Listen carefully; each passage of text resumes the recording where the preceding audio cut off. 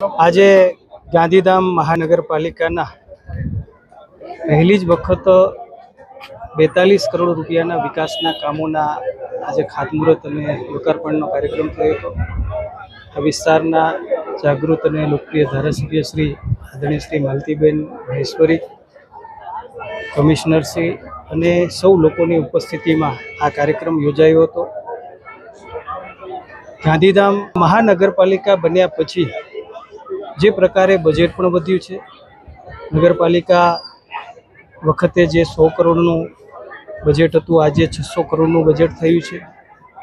એ સિવાય પણ મોટી મોટી યોજનાઓ, અંડરગ્રાઉન્ડ વીજળી માટે 250 કરોડ, એ સિવાય પણ હમણાં જ ગૃહમંત્રી શ્રી આદરણીય શ્રી હર્ષભાઈ જ્યારે ગાંધીધામ મધ્યે પધાર્યા હતા ત્યારે ધારાસભ્ય શ્રી બેને જે રજૂઆત કરી અને 31 કરોડ રૂપિયા એ સ્પોર્ટ્સ સંકુલના આપણને અલગથી મળ્યા છે। એટલે કે આવનાર સમયમાં ગાંધીધામ વાસીઓ અને ગાંધીધામની જનતા માટે, લોકો માટે, એમની સુખાકારી માટે, એમની માળખાકીય અને પાયાની સુવિધાઓ માટે જે પણ પ્રકારે દરખાસ્તો આવશે, જે પણ પ્રકારે ખૂટતી કડીઓ હશે એને પૂર્ણ કરવા માટે